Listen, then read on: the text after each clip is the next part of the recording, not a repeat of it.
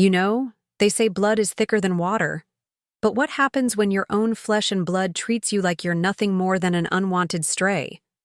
What happens when the child you carried for 9 months, the baby you rocked to sleep through, countless nights, the little girl whose scraped knees you kissed and whose tears you dried? What happens when she looks at you like you're garbage? Before we jump back in, tell us where you're tuning in from, and if this story touches you, make sure you're subscribed, because tomorrow, I've saved something extra special for you. My name is Brenda Hayes, and I'm 74 years old. For the past 3 years, I've been living in conditions that would make a prison cell look luxurious. But this isn't a story about self-pity. This is a story about discovering who people really are when they think you have nothing left to offer. This is about learning that sometimes the people who should love you most are the ones who can hurt you deepest. And this is about a choice. I made that changed everything, though not in the way you might expect. The ceiling above my head is exactly 7 feet and 3 inches high. I know this because I've had plenty of time to measure it during the sleepless nights when the scratching in the walls keeps me awake. The concrete floor beneath my thin mattress is perpetually damp, seeping moisture through the single blanket. I'm allowed to keep down here. There's a smell that never goes away, a mixture of mildew, decay, and something else I prefer not to think about too deeply. This is where my daughter Rebecca decided I should spend what she calls my final years. This basement, with its single bare bulb that flickers when the washing machine upstairs kicks on, with its tiny window near the ceiling that barely lets in enough light to tell day from night, with its corners that harbor creatures I've learned to coexist with rather than fight. The rats don't bother me anymore. We've reached an understanding, they and I. They scurry about their business, and I go about mine. Sometimes late at night when the loneliness feels like it might swallow me whole, I almost appreciate their company. At least they don't look at me with contempt. At least they don't make me feel like my very existence is a burden too heavy to bear. I wake up every morning at 5:30, not because I set an alarm, but because my body has learned to anticipate the sound of Rebecca's footsteps on the floor above. Heavy, deliberate steps that seem to say with each thud, "You're still here, aren't you?" The toilet I'm permitted to use is a small powder room at the bottom of the basement stairs, barely larger than a closet, with a sink that drips constantly, and a mirror so cracked I can only see fragments of my reflection at a time. Rebecca installed a small hot plate down here when I first moved in, calling it my kitchenette, with a laugh that held no warmth. There's a mini refrigerator that hums so loudly it sounds like it's dying, and a single cabinet where I keep my few dishes and the canned goods Rebecca occasionally brings down when she remembers I need to eat. Most days I subsist on crackers, canned soup, and whatever leftovers she decides aren't worth keeping upstairs. The irony isn't lost on me that this house, this beautiful colonial with its perfectly manicured lawn and its gleaming hardwood floors, is the same house where Rebecca grew up. The same house where I once prepared elaborate birthday parties for her, where I stayed up all night sewing Halloween costumes by hand, where I nursed her through chicken pox and celebrated every small victory of her childhood. Now those floors creak above my head, reminding me of all the rooms I'm no longer welcome in. I remember the day I had to give up my own home. It was 3 years ago, and the medical bills had finally caught up with me. Richard, my late husband, had fought cancer for 2 years before he passed, and the treatments had drained our savings completely. The house we'd bought as newlyweds, where we'd raised Rebecca, where we'd planned to grow old together, it all had to go to pay the debt. Rebecca came to help me pack, though help might be too generous a word. She spent most of the time going through my belongings and deciding what was worth keeping and what needed to be thrown away. When I tried to pack some of Richard's books, she stopped me. "Mom, you won't have room for all this stuff," she said, not looking at me as she spoke. "I'm doing you a favor letting you stay with us, but you need to understand that space is limited." Limited. That was her word for the basement she'd decided would be my new home. She never asked if I wanted to live there. She never discussed alternatives. She simply informed me that there was a small area downstairs where I could set up, and that I should be grateful she wasn't looking into other options. The way she said it made it clear that these other options wouldn't be pleasant. The first night in the basement, I cried until I had no tears left. The second night, I tried to make it feel more like home, arranging my few personal items on the small table Rebecca had brought down from the garage. By the third night, I realized that crying wouldn't change anything, and self-pity wouldn't make the ceiling any higher or the walls any less confining. Rebecca's husband, Tom, rarely acknowledges my presence at all. He's not cruel like Rebecca can be. He simply acts as if I don't exist. When I occasionally encounter him in the hallway upstairs, usually when I'm sneaking up to use the real bathroom because the basement toilet is backing up again, he looks through me as if I'm invisible. I suppose that's easier for him than confronting the reality of how his wife treats her own mother. Their children, my grandchildren, were told I live in the basement by choice. Rebecca spun some story about how Grandma Brenda prefers privacy and quiet, how I'm happier down there with my own space. The children, bless their hearts, believed it at first.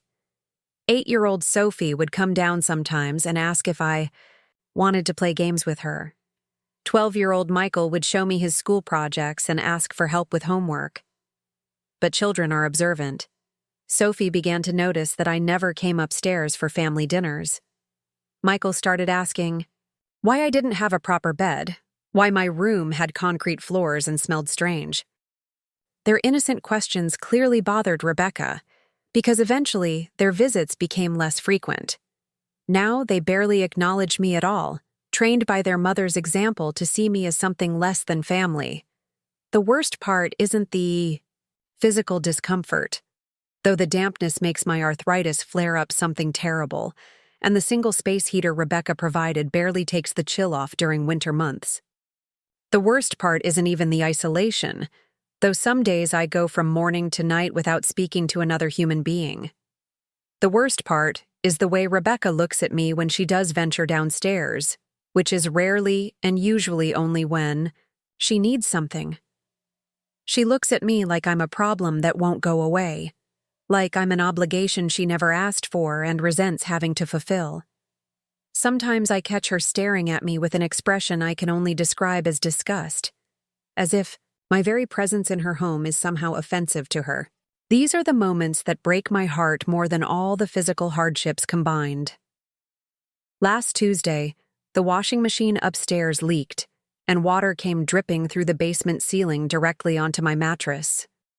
I had to sleep on the concrete floor for 3 nights before Rebecca bothered to have someone come look at it.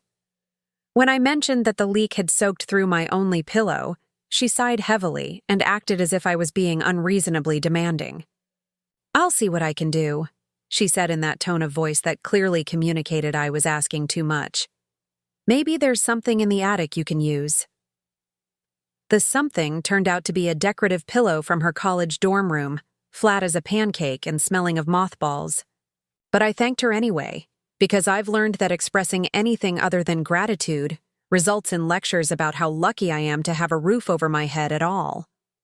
I spend my days reading books from the small collection I was allowed to keep, though the dim lighting strains my eyes and gives me headaches. I've read each of these books dozens of times by now. Sometimes I write in an old journal I managed to smuggle down here, recording my thoughts and memories from better days. Mostly, though, I sit and remember what it felt like to be valued, to be loved, to matter to someone. Preparing and narrating this story took us a lot of time, so if you are enjoying it, subscribe to our channel. It means a lot to us. Now back to the story. I remember teaching Rebecca how to braid her hair for school. I remember staying up all night making her prom dress because we couldn't afford to buy one from the store, and how beautiful she looked when she came down the stairs that night. I remember her college graduation, how proud Richard and I were, how she hugged us both and told us she couldn't have done it without our support. That young woman, the one who used to call me just to chat, who brought her laundry home from college, Not because she had to, but because she wanted an excuse to spend time with us. I don't know where she went. This person who shares her face, who has her voice but none of her warmth, feels like a stranger wearing my daughter's skin. The other day, I overheard Rebecca talking to her friend Sandra on the phone. They were discussing elderly parents, and Sandra was complaining about having to help her mother with doctor's appointments and grocery shopping. "You're so lucky your mom is self-sufficient," Sandra said, and I could hear her voice clearly through the thin basement ceiling. I can't imagine having to worry about that kind of responsibility. Rebecca's laugh was sharp and bitter. "Self-sufficient is one way to put it," she replied. "Trust me, it's not as easy as it looks." Not as easy as it looks. As if providing the bare minimum of shelter for your own mother is some tremendous sacrifice that deserves recognition and praise. As if the woman who sacrificed everything to raise you, who worked 2 jobs to pay for your education, who sat by your bedside every time you were sick, is now nothing more than an inconvenience to be managed. I wanted to go upstairs and remind her of all the times I put her needs before my own. I wanted to tell her about the Christmas when Richard and I spent our last $50 on her gift and ate nothing but crackers and soup for a week.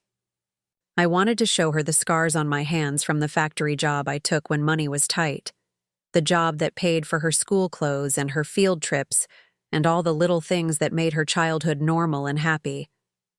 But I didn't go upstairs. I stayed in my basement corner and swallowed my pride like I've learned to swallow so many other things. Because what would be the point? She's made it clear that my contributions to her life mean nothing now. She's made it clear that love and sacrifice and years of devotion can be erased by the simple fact that I no longer have anything material to offer her. The loneliness is the hardest part to bear. Not just the physical isolation, but the emotional. Abandonment by the one person in the world who should love me unconditionally.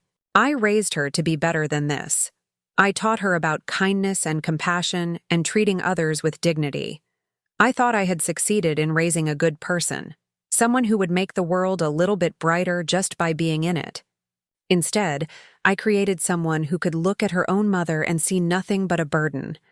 Someone who could house me in conditions she wouldn't subject a dog to and feel righteous about her generosity. Someone who could watch me grow thinner and more frail each month and never ask if I'm getting enough to eat, if I'm warm enough, if I need anything at all. But here's what Rebecca doesn't know, what she's never bothered to ask about or investigate.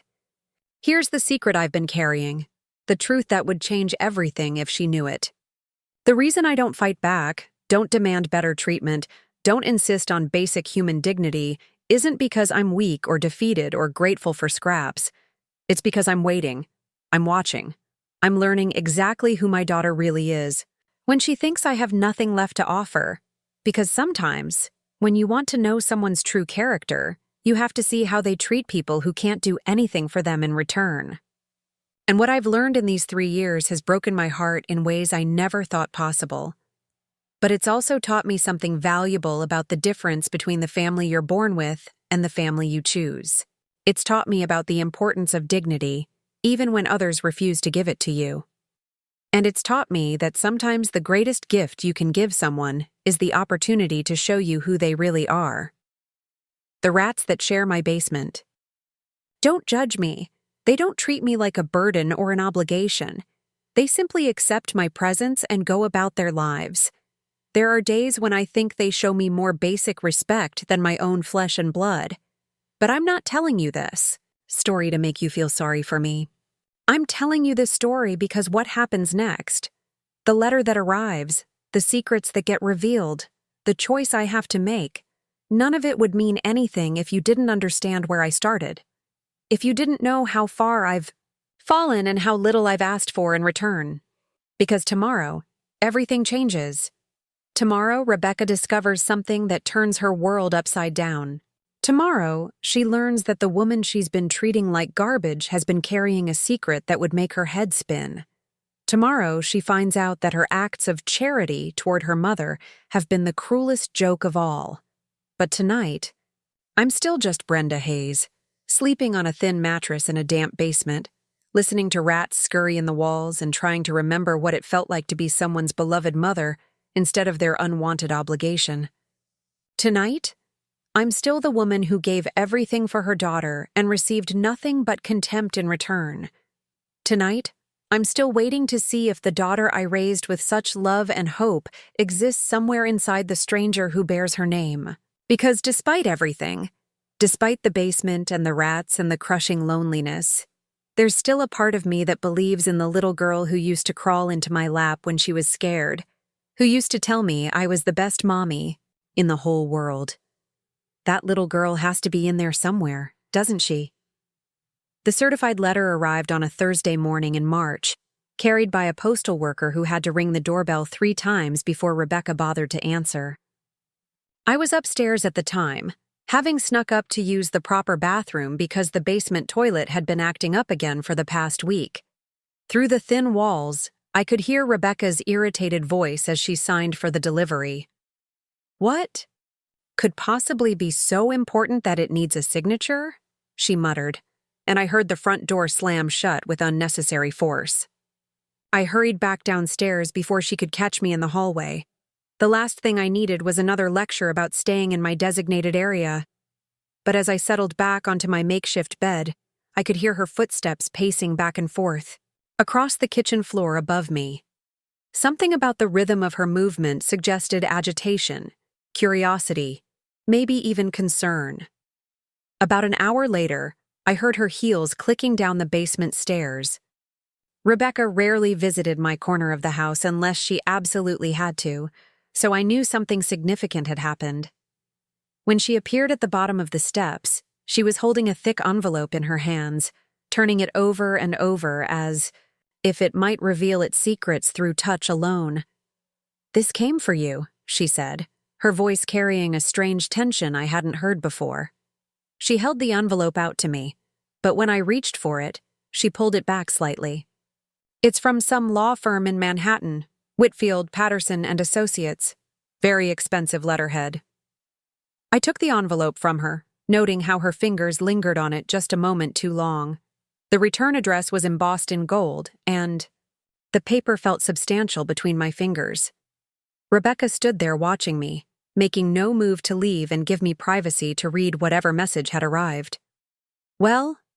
she prompted when I simply held the envelope without opening it. "Aren't you going to see what it says?" The truth was, I recognized the law firm's name.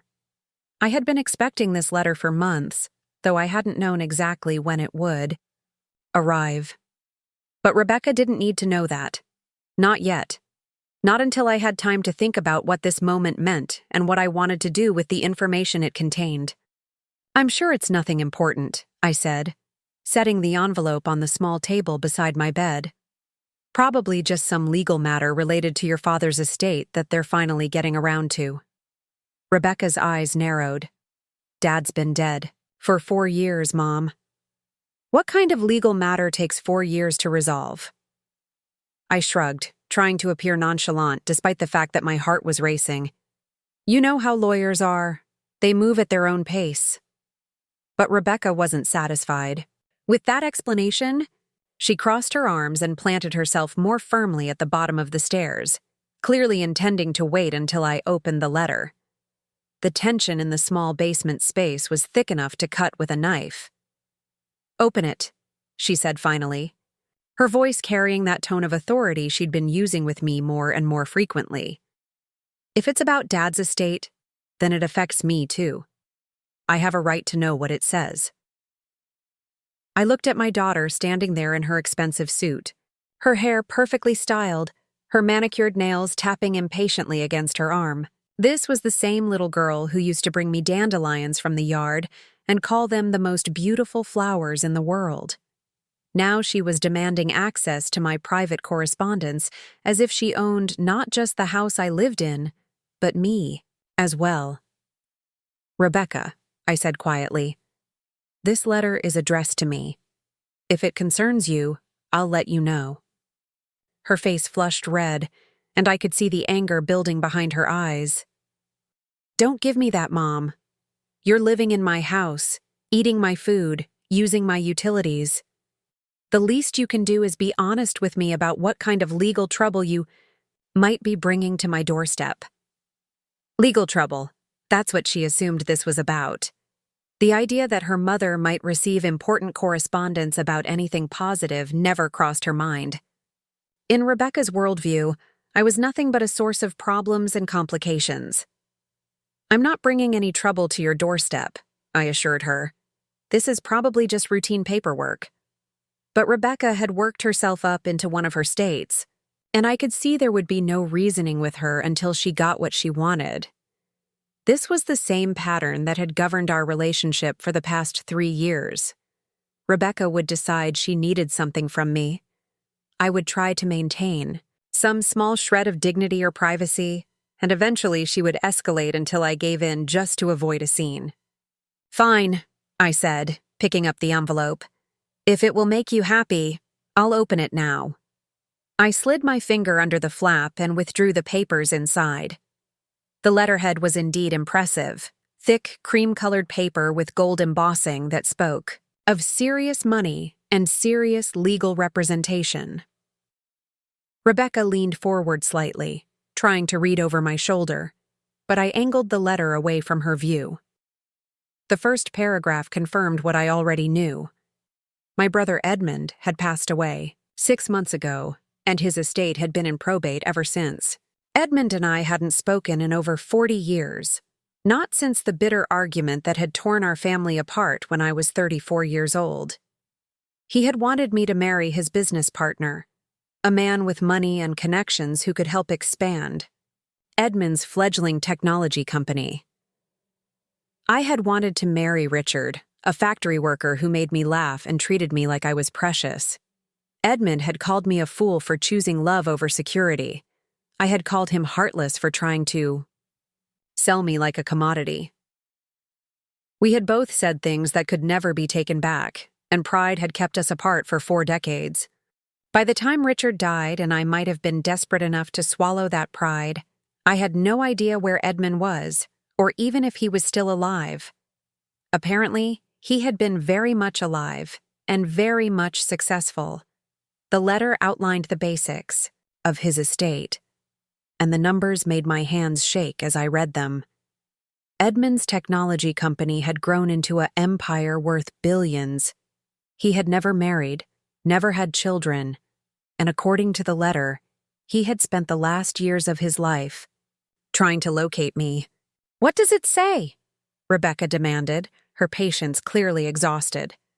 "And don't tell me it's nothing. You've gone completely pale."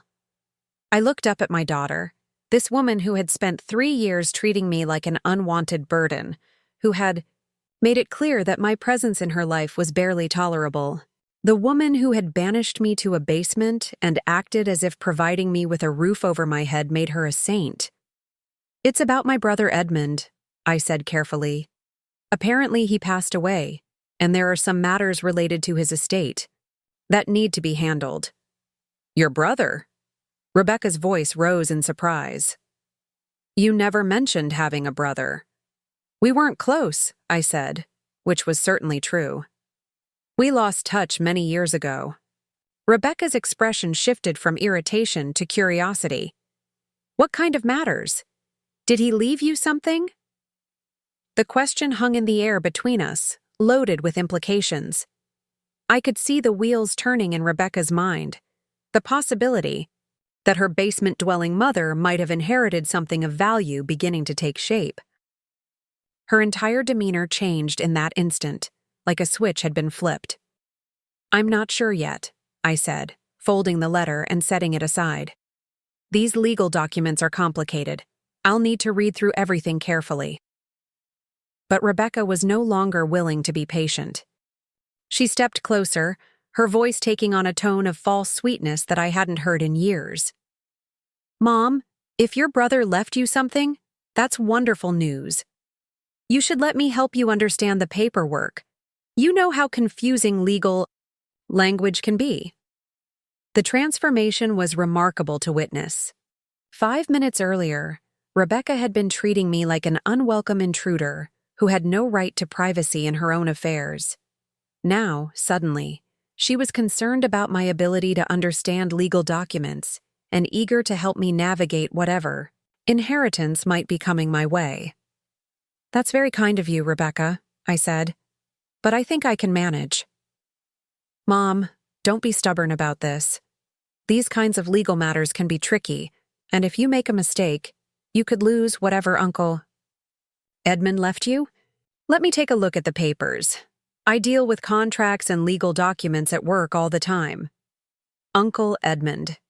She had never met him, never even heard his name before today. But already she was claiming him as family. Already she was positioning herself as my helper and protector, the devoted daughter who only wanted what was best for her poor, confused mother. "I appreciate the offer," I said, "but I'd like to read through everything myself first. If I need help, I'll ask." Rebecca's face tightened with frustration, but she was trying to maintain her newfound helpful persona. "Of course, Mom. Take all the time you need. But promise me you'll let me know if there's anything I can do to help. Family should stick together in times like this." Family should stick together. The words came out of her mouth as if she hadn't spent the last 3 years making it clear that I was more of an obligation than family. As if she hadn't treated me like an unwanted pet that she was generously allowing to sleep in her basement. After Rebecca left, climbing the stairs with obvious reluctance, I sat in my dim corner and read through the entire letter again. The details were staggering. Edmund had built his technology company into a multinational corporation. He owned properties around the world, had investments in dozens of other companies, and had accumulated a personal fortune that put him among the wealthiest men in America, and he had left it all to me. Every penny, every property, every stock option and bank account and piece of art in his collection. The letter explained that Edmund had hired private investigators to find me after Richard's death. He had learned about my financial difficulties, about losing the house, about living with Rebecca. He had wanted to help while he was still alive. But the investigators had located me just 2 weeks before his unexpected heart attack. The lawyers needed to meet with me to finalize the transfer of assets and explain the full scope of what I had inherited. They were prepared to send a car to collect me at my convenience, or to meet me anywhere I felt comfortable. They understood that the magnitude of the inheritance might be overwhelming, and they were committed to helping me navigate this transition with as much privacy and support as I needed. I set the letter down and looked around my basement prison. The bare concrete walls, the flickering light bulb, the smell of dampness and decay that had become so familiar, I barely noticed it anymore. Above my head, I could hear Rebecca moving around the kitchen, probably trying to think of ways to get another look at the legal documents I was clearly hiding from her. For 40 years, I had wondered what my life might have been like if I had made different choices, if I had listened to Edmund and married his business partner instead of following my heart. If I had chosen security over love, money over happiness. I had spent decades telling myself that I had made the right decision, that a life with Richard had been worth more than all the wealth in the world. And I had been right about that. My years with Richard had been filled with love and laughter, and the kind of deep contentment that money could never buy. We had raised our daughter together, built a home together, grown old together. When cancer took him from me, I had grieved not just for his loss, but for the end of the most meaningful chapter of my life. But now, sitting in this basement with rats for company and a daughter who saw me as nothing but a burden, I had to confront the irony of my situation. I had chosen love over money 40 years ago, and now money was choosing me. The wealth I had rejected was being offered to me at the exact moment when I had lost everything else. The sound of Rebecca's footsteps on the stairs interrupted my thoughts. She was coming back down, probably unable to contain her curiosity any longer. When she appeared, she was carrying a tray with a cup of tea and some cookies arranged on a small plate. "I thought you might be hungry," she said, setting the tray down beside me with a smile that looked forced but was more genuine warmth than she had shown me in years. "And I made your favorite tea. Earl Grey with honey." I couldn't remember. The last time Rebecca had brought me food that wasn't leftovers or something she was throwing away anyway. I couldn't remember the last time she had bothered to remember what kind of tea I preferred, or that I liked honey instead of sugar. "Thank you, Rebecca. That's very thoughtful." She sat down on the edge of my mattress, something that would have been unthinkable just hours earlier. My living space had always been treated as slightly contaminated, a place she entered only when absolutely necessary and left as quickly as possible. "Mom," she said, her voice soft and concerned. "I've been thinking about our conversation earlier, and I realize I might have come across as pushy about the letter. I didn't mean to invade your privacy. I'm just worried about you." Worried about me. This was a new development. For 3 years, Rebecca's primary emotion toward me had been irritation. Now, suddenly, she was worried. "I know you're concerned," I said, "but honestly, I'm fine. I can handle whatever this inheritance involves." "Inheritance?" Rebecca's eyes lit up despite her efforts to appear nonchalant. "So, your brother did leave you something?" I realized my mistake immediately. I had used the word inheritance, without thinking, confirming what Rebecca had only been suspecting. Now there was no going back to pretending this was just routine legal paperwork. "Some things, yes," I said vaguely. "Nothing dramatic. Edmund was comfortable, but he wasn't wealthy." The lie came easily, but I could see that Rebecca didn't entirely believe it. She was too smart, and she had seen too much evidence to the contrary. The expensive law firm, the certified letter, my obvious nervousness about the whole situation. "Mom, even if it's not a lot of money, any inheritance could make a real difference in your life. You could have your own apartment again, your own independence. Wouldn't that be wonderful?" The suggestion that I might use an inheritance to move out of her basement was telling. Even as Rebecca was trying to position herself as the caring, helpful daughter, she was already thinking about how to get rid of me if I suddenly had other options. "I haven't thought that far ahead," I said. "First, I need to understand exactly what's involved." Rebecca nodded eagerly. Of course. But Mom, promise me something. Promise me that you won't make any major decisions without talking to me first. These kinds of financial matters can be complicated, and there are people out there who might try to take advantage of someone in your situation. Someone in my situation. An elderly woman living in a basement, dependent on her daughter's charity, presumably naive about money and legal matters. Rebecca was already planning how to protect me from my own poor judgment, how to guide me toward decisions that would be in my best interest, or rather, decisions that would be in her best interest. "I promise I'll be careful," I assured her. "I won't do anything rash." That seemed to satisfy Rebecca for the moment. She patted my hand in a gesture that was probably meant to be comforting, but felt awkward and unfamiliar after so many years of distance between us. "Good. And Mom? I want you to know that no matter what happens with this inheritance, you'll always have a home here. Your family, and family takes care of each other." After she left, I sat staring at the tea she had brought me. Earl Grey, with honey, exactly the way I liked it. She had remembered that detail despite years of treating me like my preferences didn't matter. She had brought me cookies arranged nicely on a plate instead of just tossing me a package and telling me to make do. The kindness felt strange after so much neglect. It should have warmed my heart to see some trace of the loving daughter I remembered. Instead, it made me feel hollow inside, because I knew it wasn't real. This sudden concern, this gentle attention, this talk of family taking care of each other, it was all motivated by the possibility that I might have something valuable to offer. For 3 years, Rebecca had made it clear that I was nothing but a burden to her.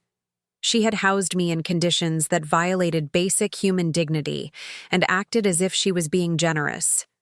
She had isolated me from my grandchildren, excluded me from family activities, and treated me like an embarrassing secret that needed to be hidden away. But now, because of a single letter from a law firm, everything had changed.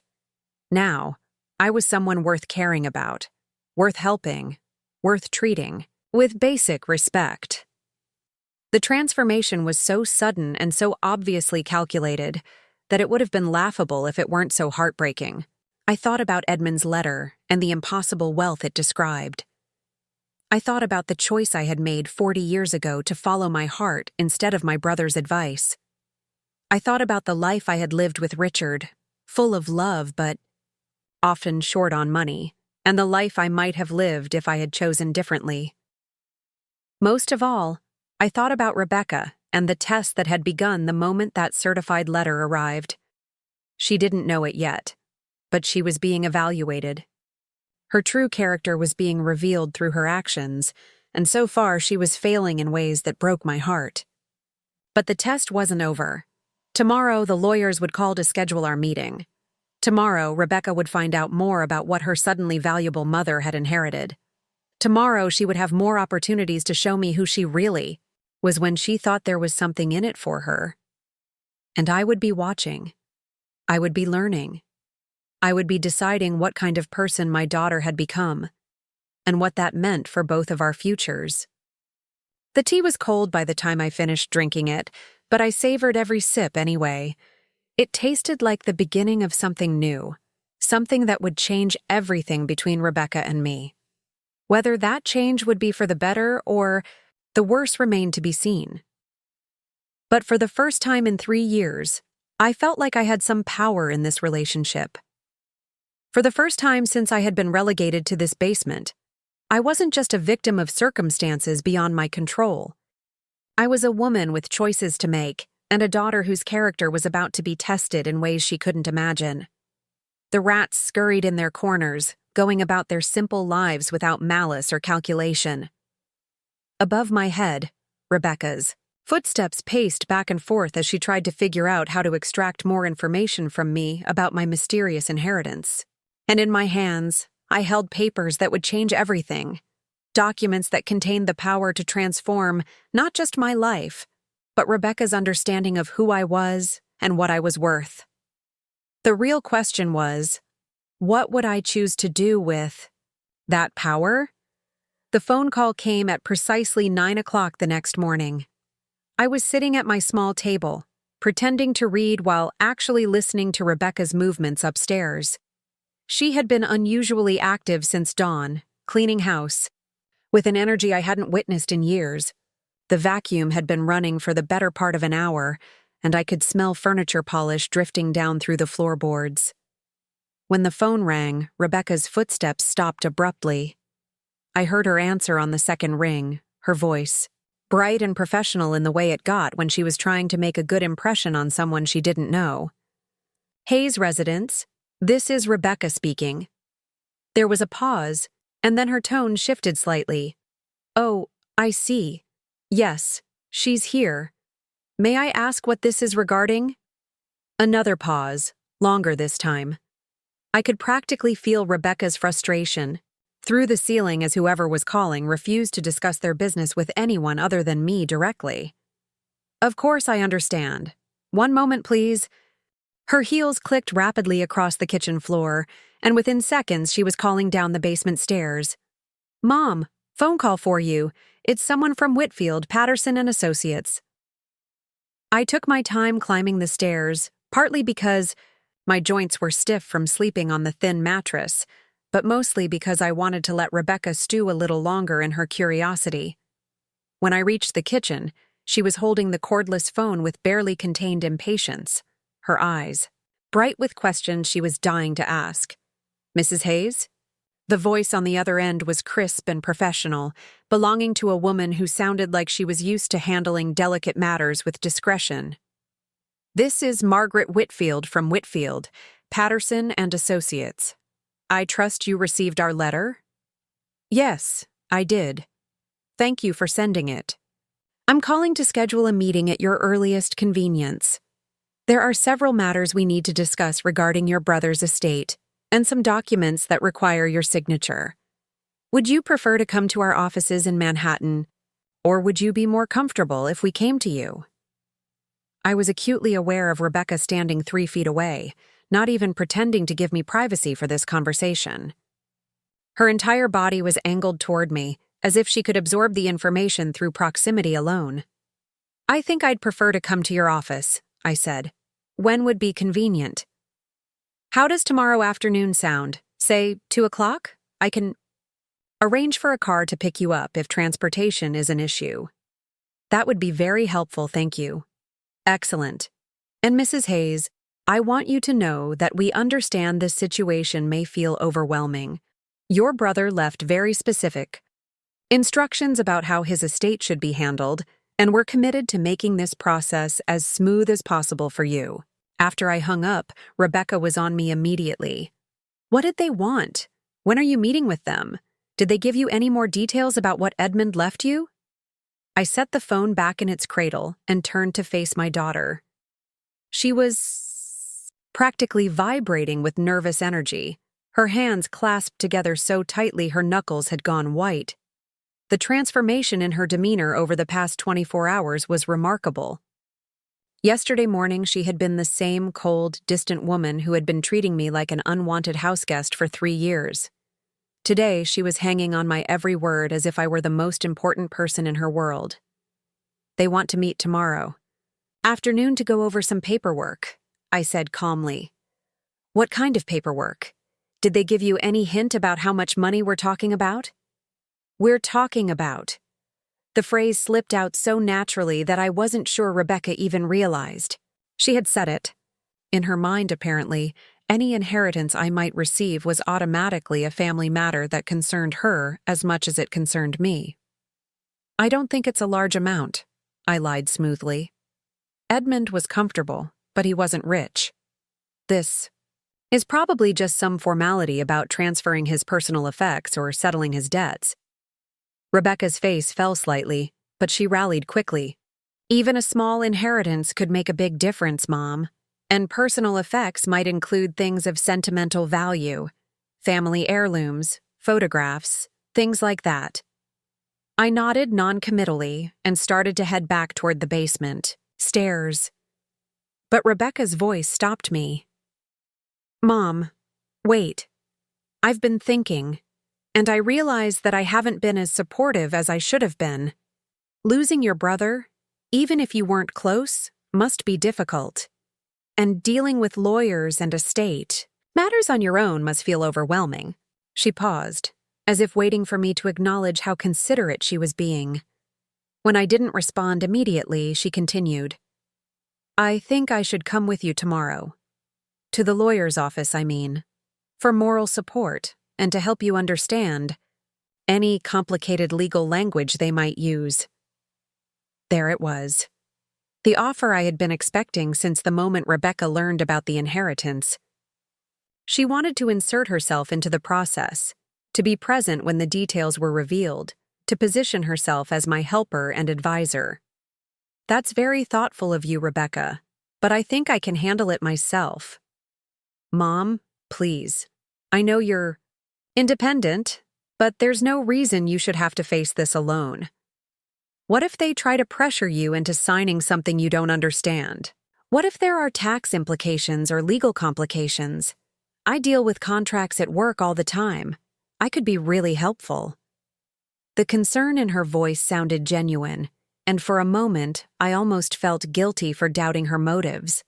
Almost. But then I remembered the past 3 years. I remembered every dismissive comment, every time she had made me feel like a burden. Every night I had gone to bed hungry because she couldn't be bothered to make sure I had enough to eat. I appreciate the offer, but I'd prefer to handle this myself initially. If I need help understanding something, I'll ask the lawyers to explain it. Rebecca's jaw tightened with frustration, but she was clearly trying to maintain her new persona of loving, supportive daughter. Of course, Mom. Whatever makes you comfortable. But promise me you'll call if you need anything. I'll keep my phone on all day tomorrow. The rest of the day passed in a strange atmosphere of artificial warmth.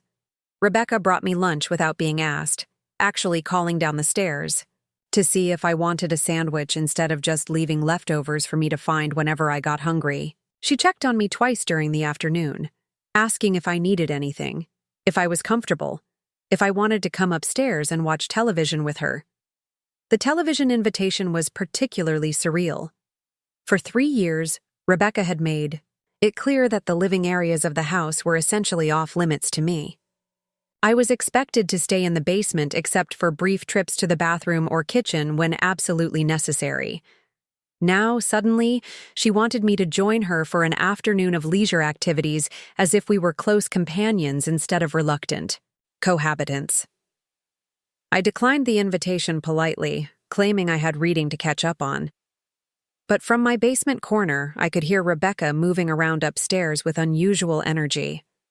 Drawers opening and closing, the sound of papers being shuffled, phone conversations conducted in low voices that suggested she was trying not to be overheard. I was fairly certain that Rebecca was conducting her own investigation into my mysterious brother Edmund.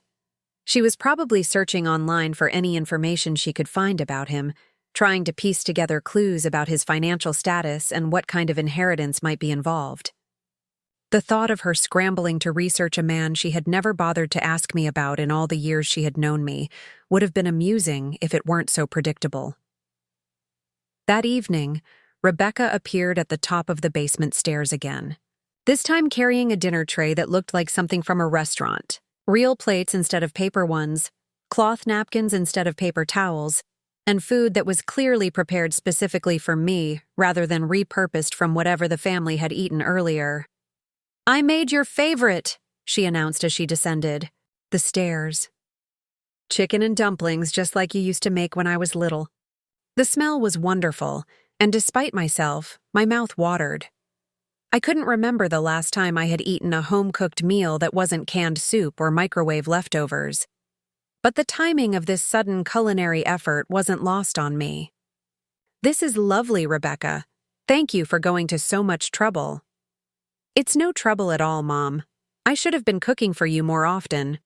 I just get so busy with work and the kids that I sometimes forget how important it is to take care of family."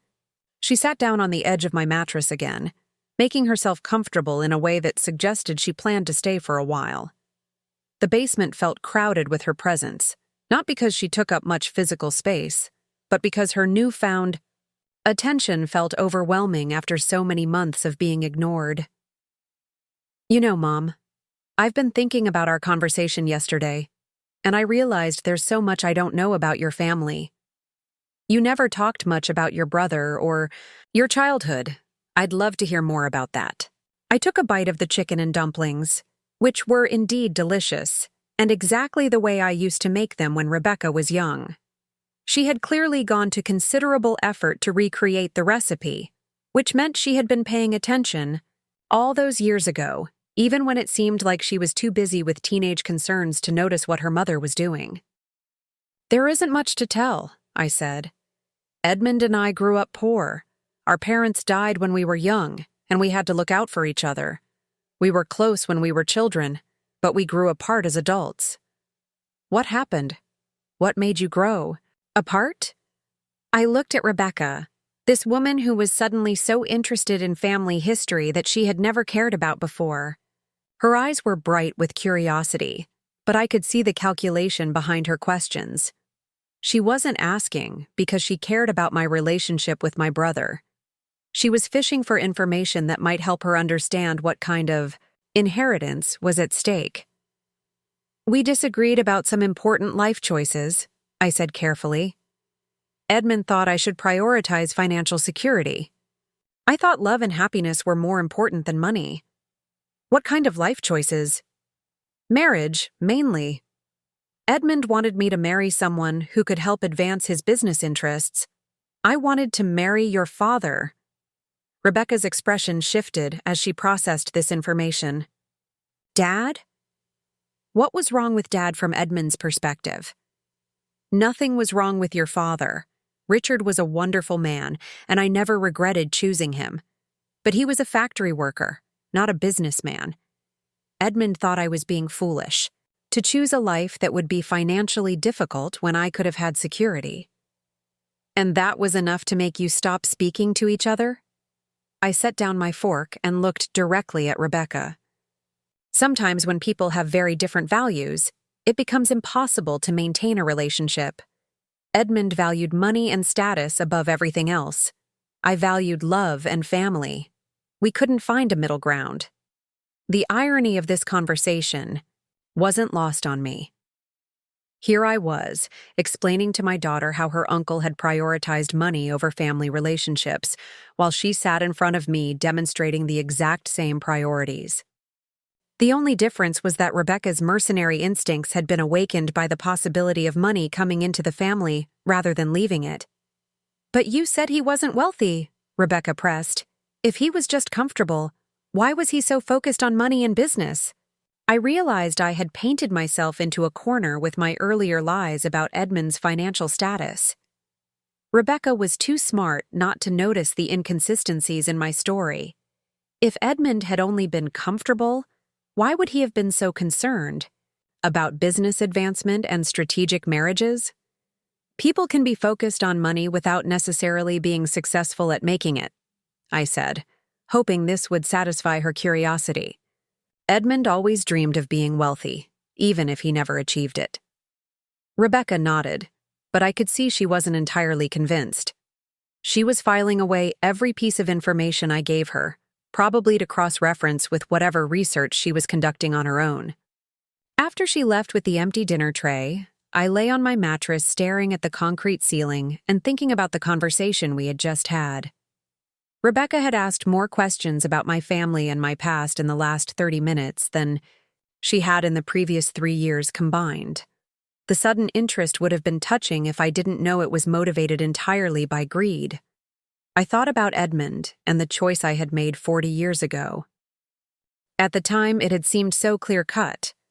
Love versus money, happiness versus security, following my heart versus following my head.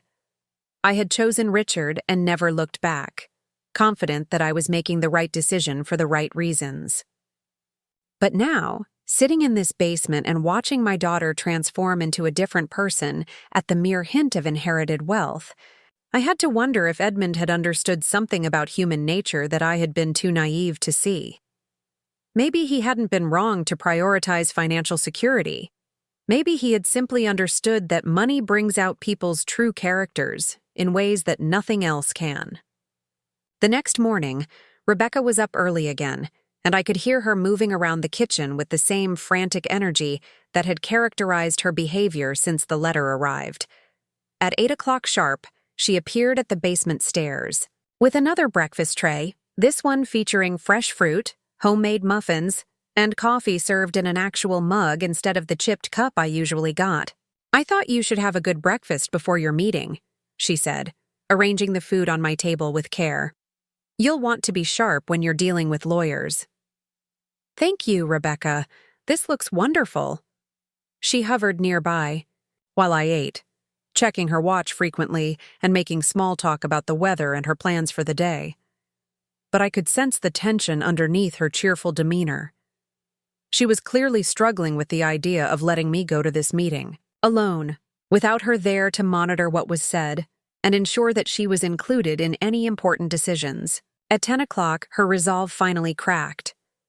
"Mom, I've been thinking about this meeting all night, and I really think I should come with you. Not to interfere, but just to be there for support. These lawyer meetings can be intimidating, especially when you're dealing with estate matters."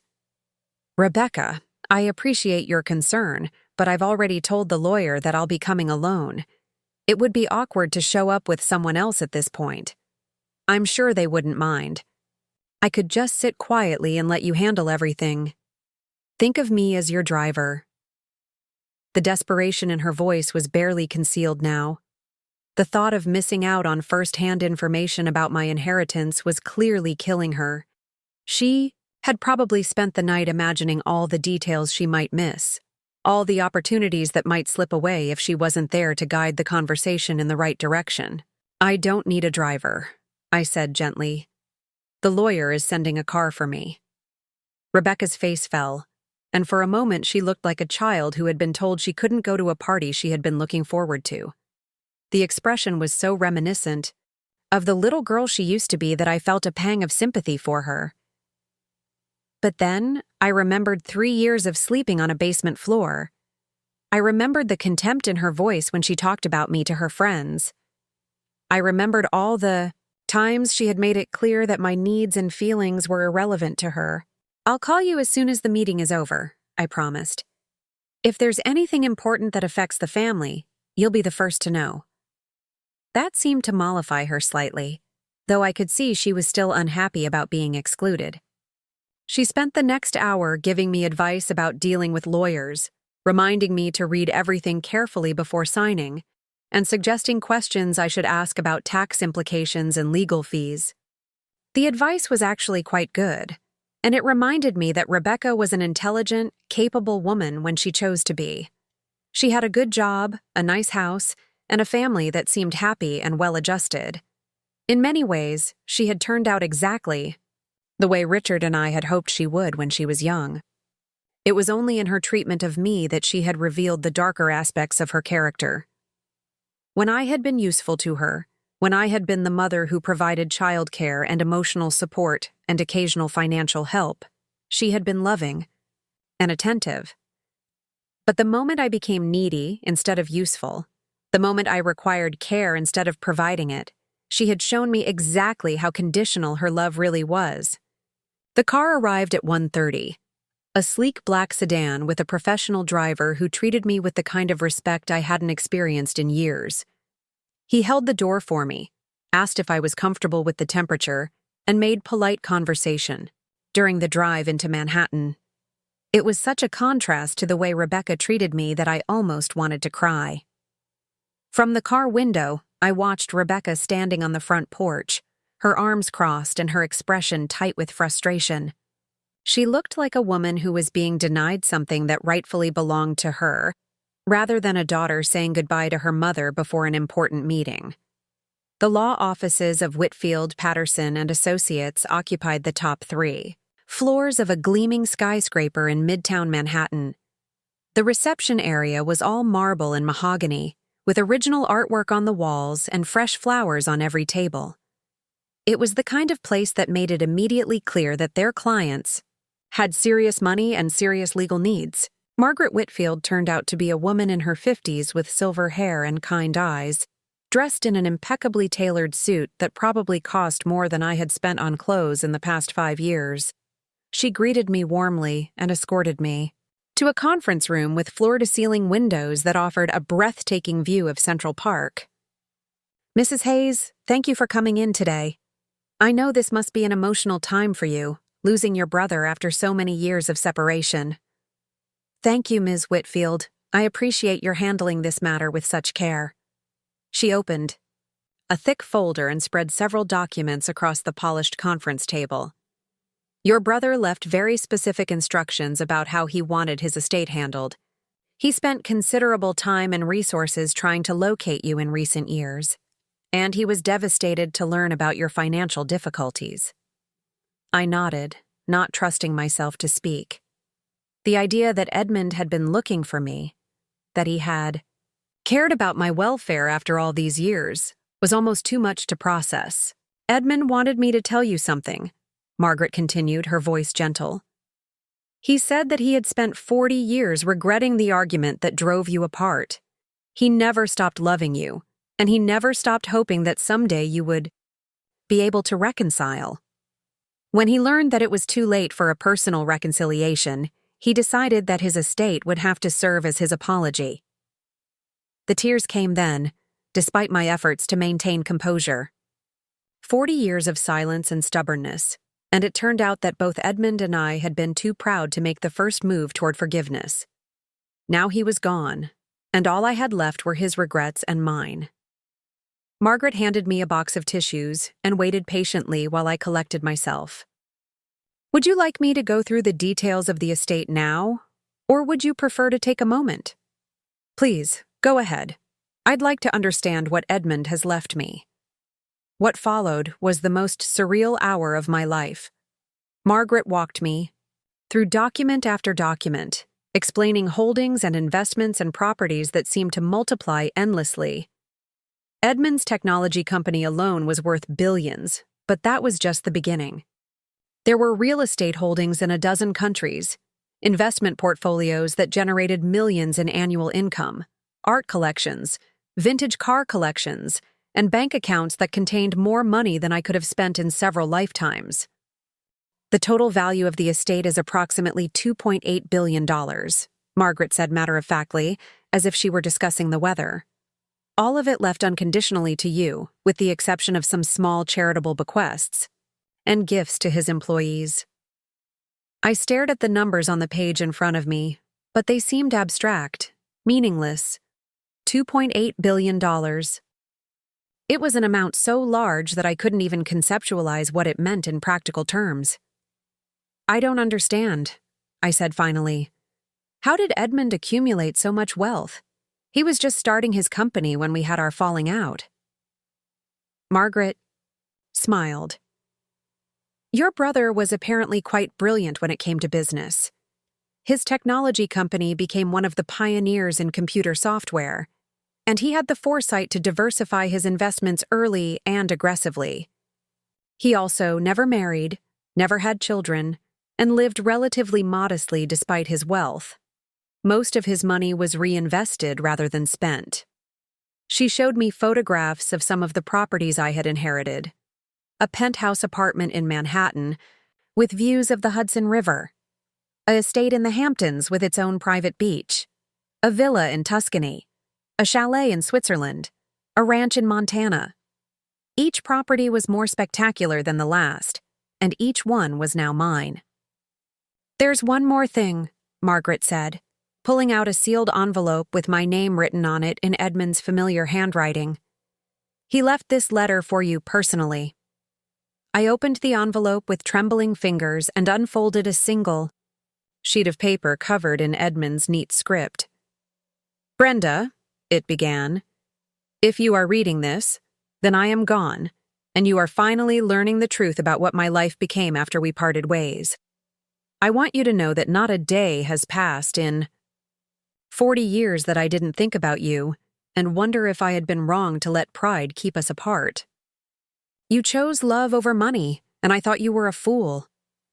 Now I am an old man who built an empire but never found anyone to share it with, and I think perhaps you were the wise one after all.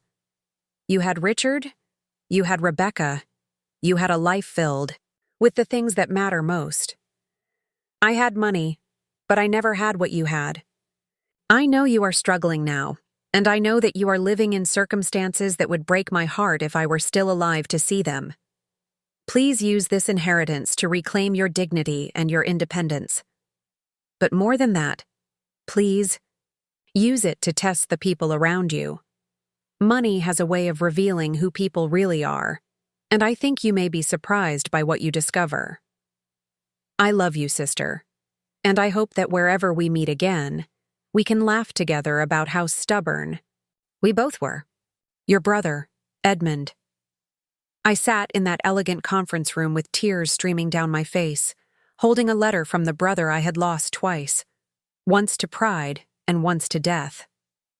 Outside the windows, New York City went about its business, millions of people pursuing their dreams and fighting their battles, unaware that in this small room, everything in my life had just changed forever. But even as I absorbed the magnitude of what I had inherited, even as I began to understand that I was now one of the wealthiest women in America, I couldn't stop thinking about Rebecca, about the way she had transformed overnight from cold indifference to eager helpfulness, about the questions she had asked and the assumptions she had made, about the test that Edmund had mentioned in his letter, and what I was going to discover about the people closest to me when they learned the truth about my new circumstances. The car ride back to Rebecca's house felt like traveling between two different worlds. I left Manhattan as a billionaire with unlimited options and possibilities. But I was returning to a basement where I would continue to sleep on a thin mattress and pretend to be the same powerless old woman my daughter thought she knew. Because Edmund was right about money revealing people's true characters. And I wasn't finished learning who my daughter really was when she thought I had something valuable to offer her. The real test was just beginning. Rebecca was waiting for me on the front porch when the black sedan pulled into her driveway. She had positioned herself strategically by the door, close enough to seem casual, but clearly ready to pounce the moment. I stepped out of the car. Her entire body language screamed impatience and barely controlled curiosity. The driver came around to open my door, treating me with the same professional courtesy he had shown all day. "Have a pleasant evening, Mrs. Hayes," he said with a respectful nod. "The firm will be in touch soon regarding the next steps." I thanked him and watched as he drove away, leaving me alone with Rebecca and the performance I would need to give. My daughter practically bounced on her toes as I walked up the front steps, her eyes bright with anticipation. "How did it go? What did they tell you? Is everything settled now?" I could see Tom hovering in the doorway behind her, and even the children had materialized from wherever they usually spent their afternoons. The entire family was assembled to hear my report, as if my lawyer meeting was the most exciting thing that had happened to them in months. "It went fine," I said, brushing past Rebecca into the house. "Just routine estate matters like I expected." "But what kind of estate matters? Did Edmund leave you money? Property? What exactly are we dealing with here?" There was that word, again. We. As if whatever inheritance I might have received automatically belonged to the entire family, rather than just to me. I sat down heavily in one of the living room chairs, something I hadn't done in 3 years. Rebecca's house had an unspoken rule that the formal living areas were for family and guests, not for basement dwelling burdens. But today, I was tired, emotionally drained from the revelations at the law office, and I needed a moment to collect myself before launching into my deception. Rebecca perched on the edge of the sofa across from me, leaning forward with undisguised eagerness. Tom remained, standing by the doorway, trying to look nonchalant, but clearly listening to every word. 8-year-old Sophie crept closer, probably sensing that something important was happening even if she didn't understand what. "Well?" Rebecca prompted when I didn't immediately begin sharing details. I sighed deeply, as if the news I was about to deliver was disappointing rather than life-changing. "Edmund left me some money, yes, and a few personal items, but it's not as much as the fancy law firm might have made it seem." The deflation in Rebecca's expression was immediate and obvious. "How much money are we talking about?" "About $300,000, after taxes and legal fees." The number I chose was carefully calculated. It was large enough to explain the expensive lawyers and Rebecca's sudden interest in helping me, but small enough to be believable for someone who had supposedly been only comfortable rather than wealthy. $300,000? Rebecca's voice rose with a mixture of disappointment and calculation. "That's it?" "That's a significant amount of money, Rebecca. More than I've ever had at one time in my life." Tom stepped closer, his financial instincts clearly engaged. "What kind of personal items? Sometimes those can be worth more than people realize. Art, jewelry, collectibles. Some family photographs, a few pieces of furniture, his personal effects. Nothing particularly valuable, I don't think. The lawyers will handle shipping everything here over the next few weeks." I watched Rebecca's face as she processed this information. I could practically see her mental calculator working, trying to figure out how $300,000 might benefit her and her family. It was still a substantial sum, especially for someone living in her basement and contributing nothing to household expenses. "Mom, that's wonderful news," she said, though her enthusiasm sounded forced. "With that kind of money, you could really improve your situation. Maybe get your own place again. Become independent." There it was. Even with a smaller inheritance than she had hoped for, Rebecca's first instinct was still to use it as an opportunity to get me out of her house. Not to suggest that I could contribute to household expenses and finally have a proper bedroom upstairs. Not to propose that we could use the money to improve family life for everyone. Her immediate thought was how this windfall could solve the problem of my presence in her home. "I haven't decided what to do with the money yet," I said carefully. "It's all very overwhelming." "Of course it is," Rebecca agreed, her tone shifting to false sympathy. "These kinds of financial decisions can be complicated. You'll want to be very careful about how you handle it." Sophie, who had been listening, with the intense concentration that children bring to adult conversations they sense are important, suddenly spoke up. "Does this mean Grandma Brenda doesn't have to live in the basement anymore?" The question hung in the air like a bomb that had just exploded. Rebecca's face flushed red, and Tom suddenly became very interested in examining his shoes. Even 12-year-old Michael, who had just wandered into the room, stopped short as if he sensed he had walked into a minefield. "Sophie, honey, Grandma, lives in the basement because she likes having her own private space," Rebecca said quickly, her voice tight with embarrassment. "It has nothing to do with money." But Sophie was too young to understand the social niceties that adults use to dance around uncomfortable truths.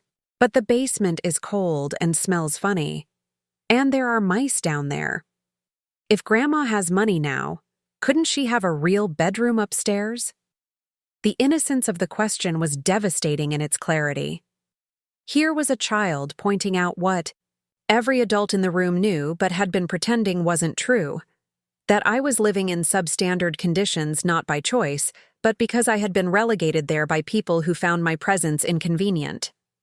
"Sophie, that's enough," Tom said sharply, in a tone I had rarely heard him use with the children. "Go to your room and work on your homework." "But I just wanted to know if—" "Now, Sophie." The little girl's face crumpled with confusion and hurt. She had asked what seemed like a perfectly reasonable question and was being punished for it. As she trudged out of the room, I felt my heart break a little more. Even my own grandchildren could see the injustice of my situation, but the adults who were supposed to care about me had found ways to rationalize it. After Sophie left, an uncomfortable silence settled over the room. Rebecca was clearly mortified that her daughter had voiced what everyone was thinking. Tom looked like he wanted to be anywhere else in the world. Michael, sensing the tension, mumbled something about homework and disappeared upstairs. "Kids say the strangest things," Rebecca finally said with a forced laugh. "She doesn't understand that your living arrangement is perfectly comfortable. You've never complained about the basement." I looked at my daughter, this woman who could convince herself that my silence meant contentment rather than resignation. Did she really believe that I enjoyed sleeping on a concrete floor and sharing my space with rodents? Or was she simply so committed to justifying her treatment of me that she had convinced herself her narrative was true? "The basement is fine," I said quietly, because what was the point of arguing? Sophie's honest question had revealed more about the family dynamics than any protest from me could accomplish. Over the next few days, Rebecca's behavior toward me underwent another subtle shift. The $300,000 I had supposedly inherited wasn't the windfall she had been hoping for, but it was still enough money to make me suddenly more valuable in her eyes. She began including me in family dinners again, setting a place for me at the table as if my presence was welcome rather than tolerated. The first time she called me upstairs for dinner, I almost didn't believe I had heard her correctly. For 3 years, my meals had been whatever leftovers she remembered to bring downstairs, usually eaten alone in my basement corner. Now suddenly, I was being invited to join the family at their dining room table, like an actual member of the household. "I thought it would be nice to have a family dinner," Rebecca announced as I climbed the stairs. "With everything that's been happening, it feels like we should stick together." Stick together. As if we had been a united family all along, as if my isolation in the basement had been some temporary misunderstanding rather than a deliberate choice on her part. The dinner conversation was awkward and stilted, with Rebecca making obvious efforts to include me in discussions about the children's school activities and Tom's work projects. She asked my opinion about things she had never bothered to consult me about before, treating me like my thoughts and feelings mattered to her. "Mom, you should tell the kids some stories about when I was little," Rebecca suggested over dessert. "They love hearing about family history." This was particularly ironic, since Rebecca had spent years discouraging my relationship with Sophie and Michael, making it clear that my role in their lives should be minimal. Now, suddenly, she wanted me to be the charming grandmother sharing family memories and bonding with the children.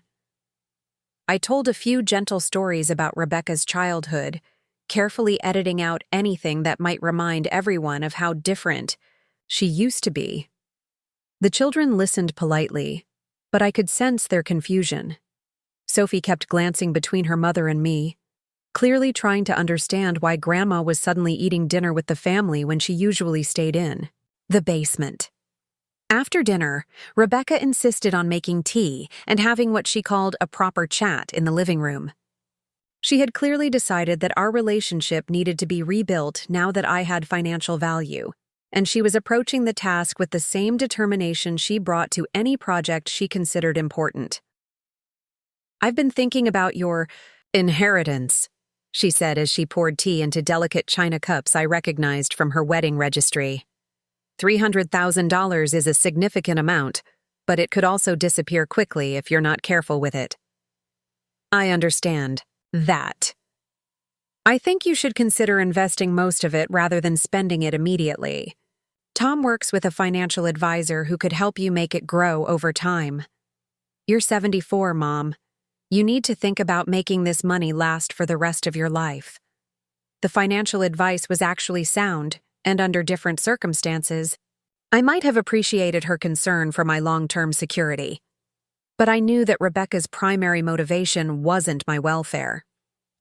She was positioning herself as my financial advisor so she could influence how the money was used and ensure that it wouldn't disappear before she found a way to benefit from it. "That's a good suggestion," I said. "I'll think about it." "Don't. Just think about it, Mom. You should act quickly. Money that's just sitting in a bank account isn't doing anything for you.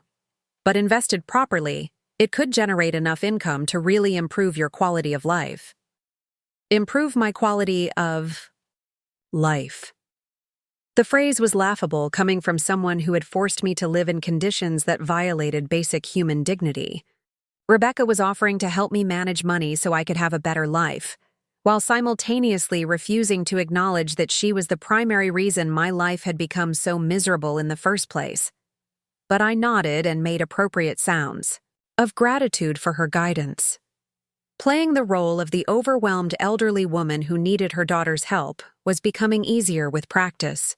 As the days passed, Rebecca's research into my supposed inheritance became more obvious and aggressive. She found excuses to bring up Edmund's business background, fishing for details about what his company had actually done and how successful it might have been. She suggested that we should have the personal effects he had left me appraised, just to make sure I wasn't overlooking anything valuable. Sometimes people who lived modestly actually accumulated more wealth than anyone realized, she said one evening as she brought me another elaborate dinner tray. And sometimes personal items that seem worthless are actually quite valuable. Family photographs, for instance, might contain information about other relatives who died wealthy. The idea that there might be additional family wealth to be discovered was clearly exciting to Rebecca. She had latched onto the possibility that Edmund's inheritance was just the beginning, that there might be a whole network of wealthy relatives I had never mentioned who could posthumously enrich our family. "I don't think there are any other relatives," I told her. "Edmund and I were the only ones left." "But what about his business partners? His friends? Wealthy people often leave money to people who were important to them, even if they're not family members." I could see where this was leading. Rebecca was hoping that my connection to Edmund might open doors to other financial opportunities, that his wealthy associates might take an interest in supporting his sister. She was already imagining networking events and social connections that could benefit our family's financial position. The transformation in how she treated me was remarkable to witness, but it was also deeply depressing. This woman who was suddenly so concerned about my comfort and well-being, who was making my favorite foods and asking about my needs, was the same person who had spent 3 years treating me like an unwanted burden. The only thing that had changed was my perceived value to her. But perhaps the most heartbreaking aspect of the entire situation was watching Sophie and Michael adjust to their mother's new attitude toward me. The children were naturally resilient and adaptable, and they quickly began responding to Rebecca's cues that Grandma was now someone worth paying attention to. Sophie started visiting me in the basement again, bringing drawings and school projects to show me. Michael asked if I wanted to help him with a history assignment about family genealogy. They were sweet, innocent gestures that should have filled my heart with joy. Instead, they reminded me of how easily children could be trained to devalue and then revalue a person based on the adults around them. One evening, as I was sitting in my basement corner reading by the light of the single bulb, I heard Tom and Rebecca talking in the kitchen above me. Their voices were lowered, but the thin ceiling allowed me to make out most of their conversation. "I still think you should ask her about contributing to household expenses," Tom was saying. "If she's got $300,000, she can afford to pay rent." "I'm working on it," Rebecca replied. "But I have to be careful about how I approach it. She's old-fashioned about money. If I push too hard, she might decide to move out and take her inheritance with her. Take her inheritance with her, as if the money I had supposedly inherited belonged to the family rather than to me personally, as if Rebecca had some claim on it that I might unfairly try to escape." "What if she dies?" Tom continued. "Have you talked to her about her will? With that kind of money, she should have proper estate planning." "I've been thinking about that too. I need to find a way to bring it up without seeming greedy. Maybe I could suggest that she needs a will to protect herself, to make sure her wishes are followed." I sat in the darkness listening to my daughter and son-in-law discuss my death and my money as if they were planning a vacation. They weren't concerned about my health or my happiness or my comfort in my final years. They were concerned about making sure they had legal access to my inheritance when I was no longer around to control it. The conversation continued for another few minutes, with Rebecca outlining her strategy for gradually increasing my financial contributions to the household while simultaneously positioning herself as my primary beneficiary. She had it all figured out, from the best approach to asking for rent money to the most tactful way to suggest I needed to update my will. Listening to that conversation was one of the most educating experiences of my life. It confirmed everything I had suspected about Rebecca's motives, but hearing it laid out so calculatingly was still shocking.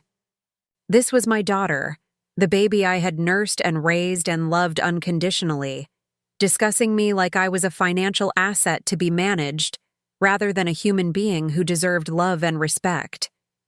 When the voices upstairs finally faded, and I heard footsteps heading toward the bedrooms, I pulled out the business card Margaret Whitfield had given me and stared at it in the dim light.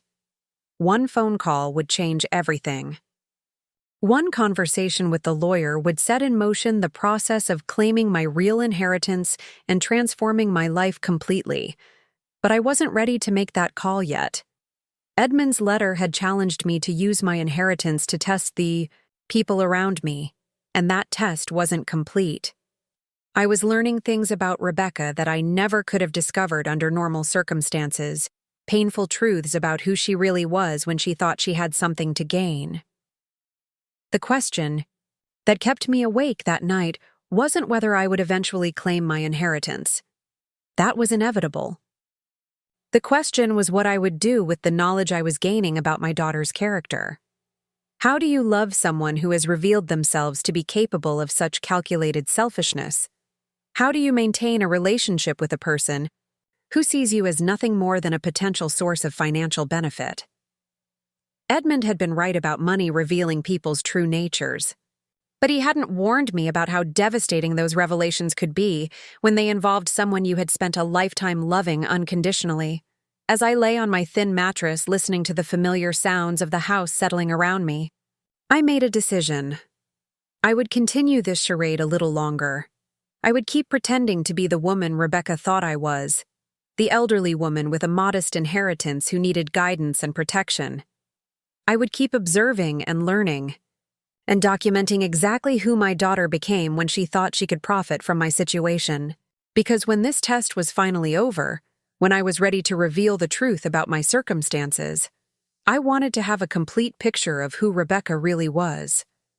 I wanted to understand the full scope of her capacity for manipulation and selfishness, so I could make informed decisions about our future relationship. But I also held on to a small, desperate hope that somewhere in this process, Rebecca might surprise me, that she might show some genuine concern for my welfare that wasn't motivated by money, that she might remember the love we used to share, and find her way back to being the daughter I had raised her to be.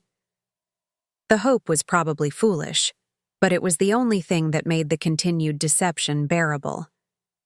Because the alternative, accepting that I had raised a daughter who was capable of treating her own mother like a commodity to be exploited, was too painful to contemplate. So I would wait a little longer. I would watch and listen and learn. And when I finally decided what to do with the truth I was carrying, I would have all the information I needed to make the right choice for both of us, even if that choice broke both our hearts in the process. The moment of truth came 3 weeks later, on a rainy Tuesday morning in April. I had been watching Rebecca's behavior carefully during those weeks, documenting every calculated kindness and strategic gesture of affection. She had established a routine of bringing me coffee in the mornings, joining me for what she called quality time in the evenings, and including me in family activities with a frequency that would have been touching if I didn't know it was motivated entirely by my supposed $300,000 inheritance. But that morning, everything changed. I was sitting at my small table, pretending to read while actually listening to Rebecca's phone conversation upstairs, when I heard her mention Edmund's name to someone. Her voice carried the tone she used when she was trying to impress people, slightly louder than necessary and filled with artificial confidence. "Yes, my mother's brother was Edmund Whitmore," she was saying. "The technology pioneer. Yes, that Edmund Whitmore. She inherited part of his estate recently." My blood ran cold. Somehow Rebecca had discovered Edmund's true identity and the real scope of his wealth. All my careful lies about his modest success, about the small inheritance, about him being merely comfortable, were about to crumble. I crept to the bottom of the basement stairs, straining to hear more of the conversation. "Well, she's being very secretive about the details," Rebecca continued. "You know how elderly people can be about money. But I'm sure once she gets used to the idea, she'll be more open about discussing the inheritance. Family should stick together during times like this." The person on the other end said something that made Rebecca laugh, a sound that held no warmth or genuine amusement. "Oh, I'm taking very good care of her," Rebecca said. "She's living with us, and I make sure all her needs are met. It's the least I can do for family. And of course, with her inheritance, she'll be able to contribute more to the household expenses. It's only fair." When Rebecca hung up the phone, I heard her footsteps moving rapidly across the kitchen floor. She was clearly excited about something, probably the prospect of leveraging my supposed connection to Edmund's wealth for social or financial advantage. Within minutes, she was calling down the basement stairs in a voice that tried to sound casual but carried an unmistakable edge of confrontation. "Mom, could you come upstairs for a minute? I'd like to talk to you about something." I climbed the stairs slowly, my heart pounding with the knowledge that this conversation was going to be different from all the others. When I reached the kitchen, Rebecca was standing by the window with her arms crossed, her expression serious and determined. I've been doing some research, she said without preamble, about Edmund and his business background. Do you know what I discovered? I kept my expression neutral, though inside I was preparing for the confrontation I had known would come eventually. What did you discover? I discovered that your brother Edmund wasn't just comfortable, as you put it. He was one of the wealthiest men in America. His technology company was worth billions, Mom. Billions with a B. She paused, clearly waiting for me to react with surprise or confusion. When I remained silent, her expression hardened. So I have to ask myself why my mother would lie to me about inheriting money from one of the richest men in the country. Why would she tell me she inherited $300,000 when the reality is obviously much, much more than that? The moment had arrived. After weeks of watching Rebecca reveal her true character, after listening to her calculate how to extract money from me and plan for my death, after witnessing her treat me like a financial asset rather than her mother, I had to decide how to respond to her discovery. I could continue the deception, claim ignorance about Edmund's true wealth, insist that the lawyers must have made some mistake about the size of his estate, or I could tell her the truth and deal with the consequences of everything that revelation would bring. But as I looked at Rebecca standing there with accusation in her eyes, demanding to know why I had lied to her about money that was mine by right, I realized that the test Edmund had challenged me to conduct was complete. I had learned everything I needed to know about my daughter's character when she thought I had something valuable to offer her. You're right, I said quietly. Edmund was very wealthy, and you're right that I didn't tell you the truth about my inheritance. Rebecca's eyes lit up with vindication and greed. How much, Mom? How much did he really leave you? $2.8 billion. The words hung in the air between us like a physical presence. Rebecca's face went through a series of expressions so rapidly that it would have been comical under different circumstances. Shock, disbelief, excitement, calculation, and finally a kind of desperate hunger that made her look like a stranger. $2.8 billion, she repeated slowly, as if testing the words to see if they were real. You inherited $2.8 billion, and you've been living in my basement pretending to be poor? I haven't been pretending to be poor, Rebecca. I have been poor for the past 3 years, living in your basement under conditions that you chose for me. The inheritance doesn't change the fact that you made me sleep on a concrete floor and treated me like an unwanted burden. But Rebecca wasn't listening to my words about the past. Her mind had moved far beyond questions of how I had been treated to calculations about what my wealth could mean for her future. Do you have any idea what this means? She said, her voice rising with excitement. Do you understand what kinds of opportunities this opens up for our family? For the kids' education? For our financial security? For everything we've ever dreamed of? Our family, our financial security, our dreams. Not my inheritance that I could choose to do with as I pleased, but a family windfall that she was already mentally dividing among her priorities. Rebecca, I said carefully, this is my inheritance. Edmund left it to me personally, not to the family. Her face flushed with anger at the suggestion that she might not have automatic access to my newfound wealth. Of course it's your inheritance. Mom? I'm not suggesting otherwise, but surely you understand that family members help each other. Surely you wouldn't want to keep all that money to yourself when there are so many ways it could benefit everyone. The transformation was complete. This was no longer the woman who had been bringing me coffee and including me in family dinners, out of calculated kindness. This was someone who felt entitled to my inheritance, who saw my wealth as something that belonged to her as much as it belonged to me. How long have you known? She demanded. How long have you been sitting in that basement with billions of dollars, watching me struggle with mortgage payments and college savings and household expenses, saying nothing? I've known since the day I met with the lawyers, the same day You asked me what I had inherited, and I told you the truth about how you were treating me. The truth about how I was treating you? Rebecca's voice cracked with indignation. I gave you a place to live when you had nowhere else to go. I provided you with food and shelter and everything you needed. And this is how you repay me? By lying about having money that could have solved all our financial problems? I stared at my daughter. This woman who could rewrite history so completely in her own mind that she actually believed her own version of events. In her narrative, she had been the generous, sacrificing daughter providing for her helpless mother. The basement, the isolation, the contempt, the way she had made me feel like a burden. All of that was erased and replaced with a story of her own martyrdom. Rebecca, do you hear yourself? You're angry at me for not giving you money. You're not asking how I'm feeling about discovering this inheritance, or whether I'm overwhelmed by the responsibility, or what Edmund's death means to me emotionally.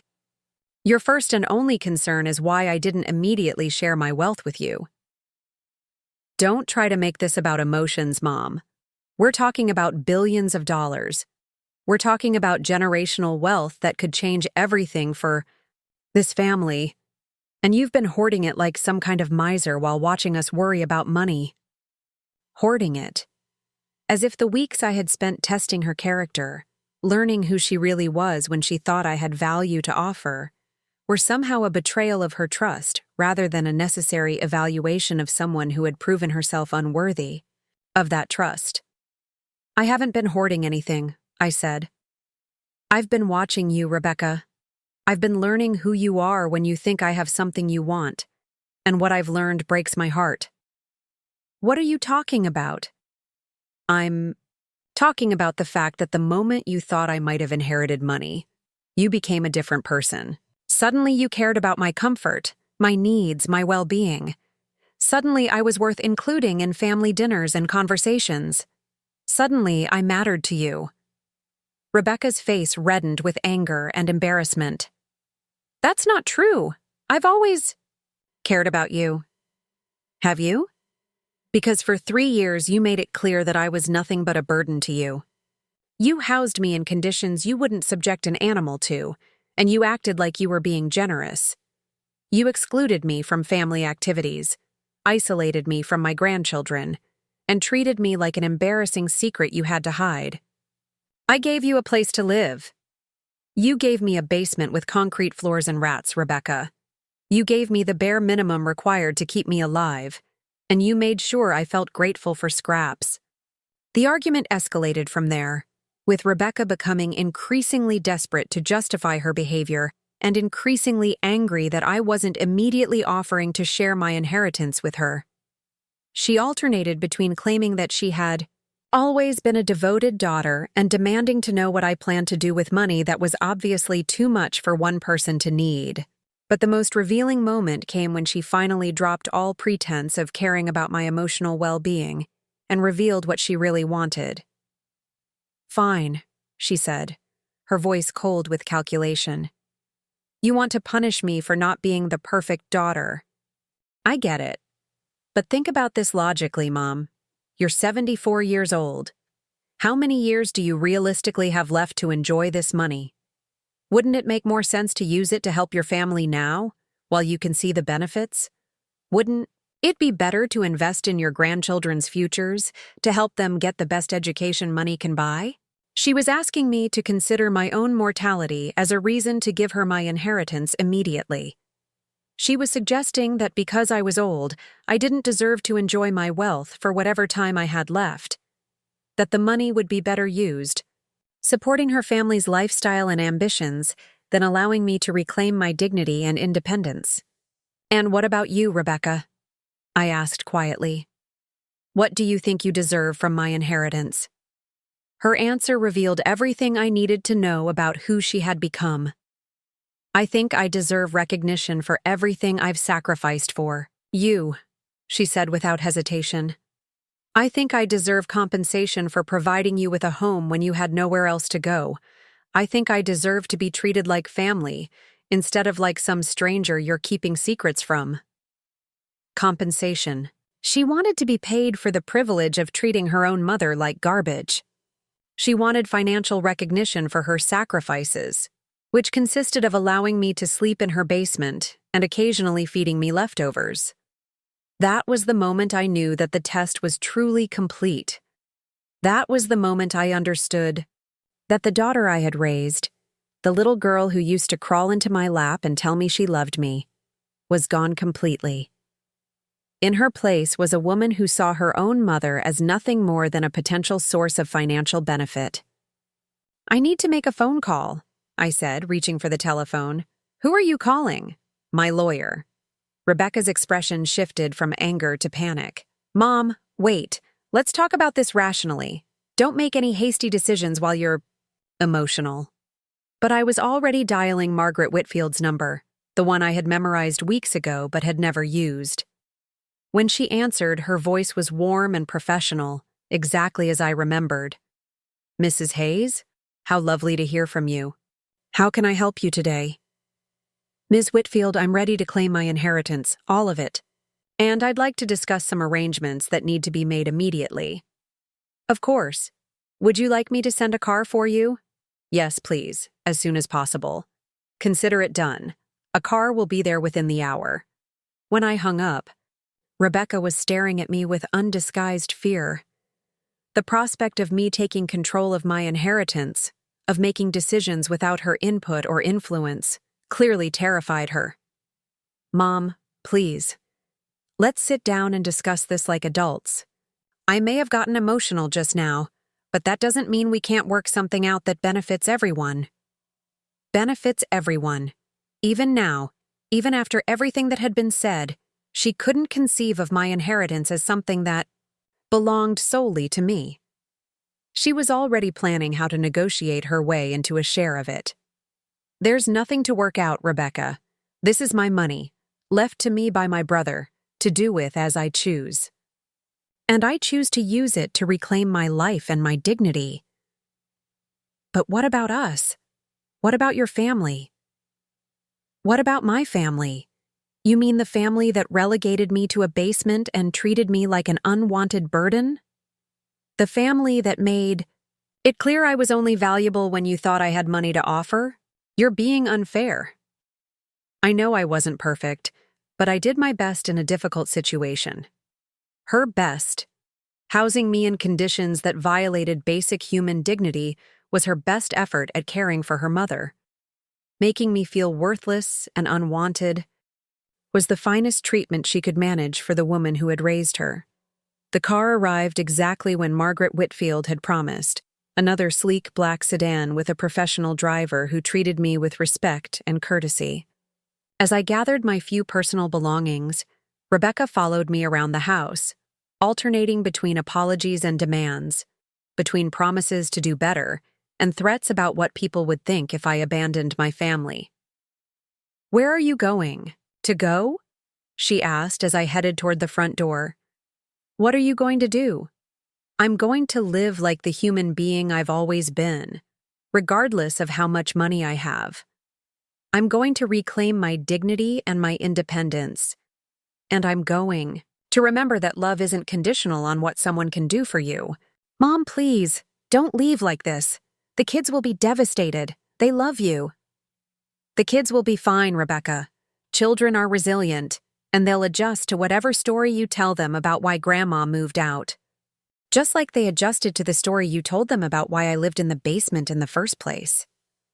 I paused at the front door and turned to look at my daughter one last time. She was crying now, tears that might have been genuine remorse, or might have been frustration at losing access to my inheritance. After everything I had witnessed over the past few weeks, I no longer trusted my ability to distinguish between her real emotions and her calculated performances. "Rebecca, I want you to understand something. I didn't test you to be cruel. I tested you because I needed to know who you really are when you think someone has value to offer you. And what I learned is that you're capable of treating your own mother like a commodity to be exploited. That's not fair, that's not who I am. Isn't it? Because everything you've said and done since you learned about my inheritance suggests that you see me as a financial resource rather than a human being who deserves love and respect, regardless of what I can give you. I opened the front door and stepped onto the porch, breathing in the fresh air of freedom for the first time in 3 years. The driver was waiting by the car, ready to escort me into my new life. "Will you ever forgive me?" Rebecca called from the doorway. I turned back to her. This woman who shared my DNA but had forgotten how to love without conditions. "I hope someday you'll understand what you've lost, Rebecca. And I hope someday you'll remember what it means to love someone for who they are, rather than what they can do for you. But will you forgive me?" The question hung in the air between us, loaded with implications about our future relationship, and whether there was any possibility of rebuilding what had been broken. I looked at my daughter, crying on her front porch, desperate to know if her access to my inheritance was permanently severed or if there was still hope for financial reconciliation. "I already have forgiven you," I said quietly. "But forgiveness doesn't mean I'm willing to subject myself to being treated badly again. And it doesn't mean I'm going to pretend that money changes who you are when you think no one important is watching." I got into the car and closed the door, leaving Rebecca standing on her porch with the full knowledge of what she had lost through her own choices. As we drove away, I felt a mixture of grief and relief that was almost overwhelming. Grief for the daughter I had thought I knew, for the relationship I had hoped we could rebuild, for the family harmony that would never exist as long as Rebecca saw love as a transaction. But relief, too, for the end of 3 years of degradation and humiliation, for the beginning of a new chapter where I could live with dignity and self-respect. Within 6 months, I had established myself in a beautiful apartment overlooking Central Park, with enough space for all the personal belongings I had been forced to abandon when I lost my original home. I hired a wonderful housekeeper who treated me with kindness and respect, something I had almost forgotten was possible. I began traveling, seeing places Richard and I had always dreamed of visiting together. I started a charitable foundation in Edmund's memory, focusing on helping elderly people who had been abandoned or neglected by their families. Rebecca called frequently during those first few months, alternating between apologies and attempts to rebuild our relationship. She invited me to family dinners, sent me pictures of the children, and made what seemed like genuine efforts to reconnect with me as her mother rather than as a source of financial support. But I had learned to listen not just to what she said, but to what she didn't say. Her apologies never acknowledged the full scope of how she had treated me. Her invitations always seemed timed to coincide with her family's financial difficulties. Her efforts to rebuild our relationship never included any recognition that she had fundamentally misunderstood what it meant to love someone unconditionally. 6 months after I left her house, Rebecca asked to meet me for lunch. She suggested a restaurant near my apartment, somewhere public where she probably thought I would be less likely to cause a scene if the conversation didn't go the way she hoped. She looked older when I saw her, worn down by stress and financial pressure that I later learned had been building since I moved out. Without my potential inheritance to rely on, she and Tom had been forced to confront their own spending habits and financial planning mistakes. "You look wonderful, Mom," she said as we sat down at our table. "Living independently clearly agrees with you." "Thank you. I'm very happy with my new life. I've been thinking a lot about our last conversation," she continued carefully, "about the things I said and the way I handled learning about your inheritance. I realize I may have come across as greedy or selfish. May have come across. Not that she had been greedy or selfish, but that I might have misinterpreted her perfectly reasonable reactions to discovering that her mother was a billionaire. I want you to know that I've learned from that experience," she said. "I understand now that family relationships shouldn't be about money. They should be about love and support and being there for each other." The words were exactly what I might have hoped to hear, but they felt rehearsed, calculated, like lines she had practiced to achieve a specific outcome. "I'm glad to hear that, Rebecca." So I was hoping we could start over, put the past behind us, and rebuild our relationship on a healthier foundation. I miss you, Mom. The kids miss their grandmother. We want you to be part of our lives again. What kind of part? The question seemed to catch her off guard. What do you mean? I mean, what role do you envision me playing in your family? How would our relationship work on this healthier foundation you mentioned? She hesitated, clearly trying to find the right words to convince me without revealing too much about her underlying motivations. Well, you could visit regularly, come to family dinners, spend time with the grandchildren, be involved in their lives the way a grandmother should be. And of course, if you ever wanted to help with their education or other expenses, that would be wonderful. But that wouldn't be the focus of our relationship. There it was, buried in the middle of her speech about love and family, the real reason she wanted me back in their lives. She was still hoping for access to my inheritance, still believing that if she played her cards right, she could eventually benefit financially from our reconciliation. And where would I sleep when I visit? I asked. Another hesitation. What do you mean? I mean, if I come for family dinners and spend time with the grandchildren, would I be welcome to stay overnight sometimes? Would I have a place in your home that isn't the basement? Her face flushed with embarrassment, but she rallied quickly. Of course you'd be welcome to stay. We could set up the guest room for you. It would be wonderful to have you in the house. Again. The guest room. Not a permanent space that acknowledged I was family, but a temporary accommodation for a visitor who happened to be related to them. Rebecca, I said gently, I appreciate that you want to rebuild our relationship. But I need you to understand something. The way you treated me when you thought I was powerless and poor revealed who you really are when you believe no one important is watching. Money didn't change your character. It just revealed it. That's not fair, Mom. People make mistakes. People learn and grow and become better. You're right. They do. But real change requires acknowledging the full scope of what went wrong, not just the parts that are convenient to admit.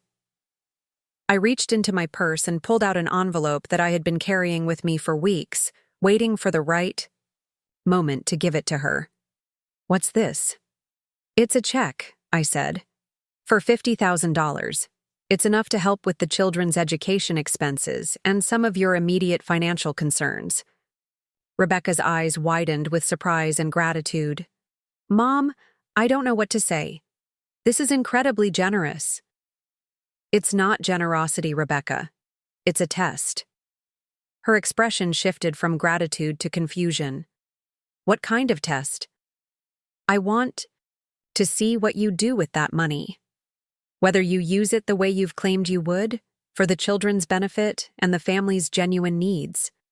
Whether you see it as a gift from a mother who loves you, or as the first installment on what you believe you're entitled to from my inheritance. I don't understand. I think you do. This money comes with no strings attached and no promise of more to come. It's simply a gift from me to you, to use however you think best. But it's also the last money you'll ever receive from me unless you can prove that you understand the difference between loving someone and exploiting them. Rebecca stared at the check, her emotions warring between gratitude for the immediate financial relief and frustration that it wasn't the beginning of regular access to my wealth. How will you know what I do with it? I'll know because you'll tell me. Because if you've really learned and grown the way you claim, you'll be honest about how you use this gift and why. And if you haven't learned, if you see this as an opportunity to manipulate me into giving you more, that will become obvious pretty quickly, too. I stood up from the table, leaving Rebecca sitting there with the check in her hands and a choice to make about who she wanted to be going forward. I love you, Rebecca. I've always loved you, and I always will. But love doesn't mean accepting mistreatment or enabling someone's worst impulses. If you can figure out how to love me without calculating what's in it for you, then we might have a chance at rebuilding something real between us. That was a year ago. Rebecca cashed the check and used the money exactly as she had promised, setting up education funds for the children and paying down some of their debt. She sent me detailed accounting of every dollar spent, along with thank you notes that seemed genuine rather than calculated. But she also continued calling me with updates about their financial situation, subtle hints about college costs and home repairs, and all the expenses that a wealthy mother might choose to help with. She invited me to family events with increasing frequency, always making sure to mention how much the children miss their grandmother and how much better life would be if we could all be together more often. The test continues, because that's what Edmund taught me about money and human nature. That wealth doesn't just reveal who people are in a single moment of crisis. It reveals who they are over time, when they think they might benefit from maintaining a relationship with someone who has something they want. I live my life now with dignity and independence, surrounded by people who value me for who I am rather than what I can give them.